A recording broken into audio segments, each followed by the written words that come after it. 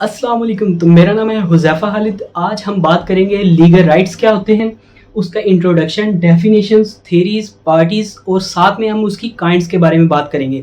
तो अगर आपने मेरे चैनल को सब्सक्राइब नहीं किया तो मेहरबानी करके इसे सब्सक्राइब करें ताकि नई आने वाली वीडियोस की नोटिफिकेशन आपको मिल सके। तो चलें स्टार्ट करते हैं।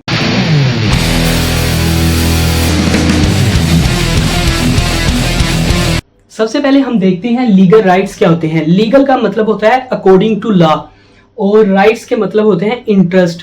ऐसे फायदे, इंटरेस्ट कहते हैं फायदे को, ऐसे फायदे जो लॉ के अकॉर्डिंग हो, लॉ की मदद से हो, उन्हें हम कहते हैं लीगल राइट्स।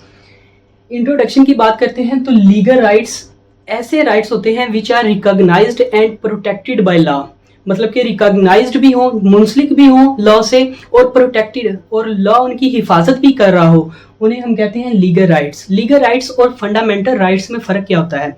लीगल राइट्स पूरी दुनिया में माने जाते हैं और फंडामेंटल राइट्स हमारे कॉन्स्टिट्यूशन में जो होते हैं, हर स्टेट के अपने कॉन्स्टिट्यूशन में जो राइट होते हैं वो फंडामेंटल राइट्स होते हैं। अब हम बात करते हैं इसकी डेफिनेशन के बारे में। मुख्तलिफ ज्यूरिस्ट ने इसकी मुख्तलिफ डेफिनेशंस पेश की हैं। सालमन इस पे बयान करते हैं, right is an interest which is recognised and protected by law. मतलब कि वो ये कहते हैं कि राइट जो है इज एन इंटरेस्ट, एक फ़ायदा है, विच इज रिकॉग्नाइज्ड जो कि मुंसलिक भी हो और प्रोटेक्टेड बाय लॉ भी हो।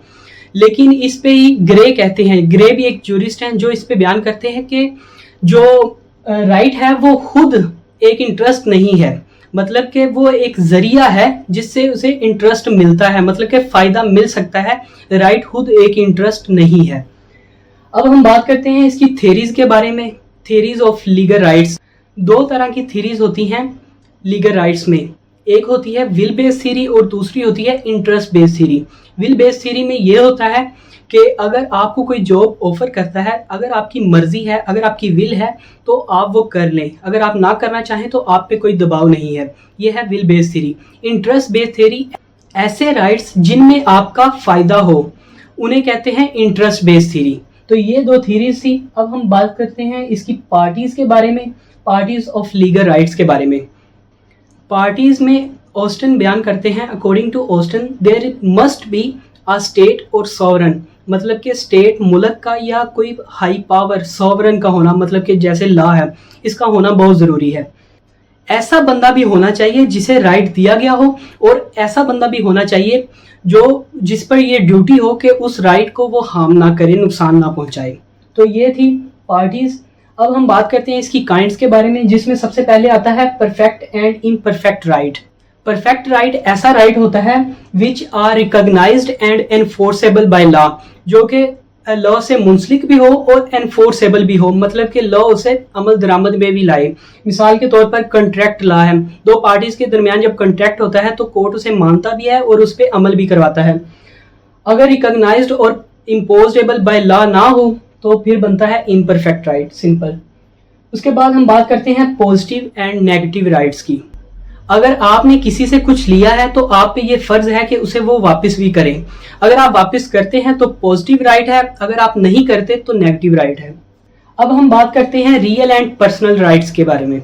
रियल राइट्स वो राइट्स होते हैं, मतलब कि अगर आपकी पॉकेट में पैसे हैं तो आप उसके मालिक हैं, अगर आपकी प्रॉपर्टी है, आपका घर है तो आप उसके मालिक हैं। आप पूरी दुनिया को चैलेंज कर सकते हैं कि आप इस पे कब्जा नहीं कर सकते, ये आपका रियल राइट है। अगर हम पर्सनल राइट की बात करें तो अगर किसी ने मेरी प्रॉपर्टी, घर या जायदाद पर कोई कब्जा किया है तो मैं उसके खिलाफ सूट फाइल कर सकता हूँ, ये मेरा पर्सनल राइट है।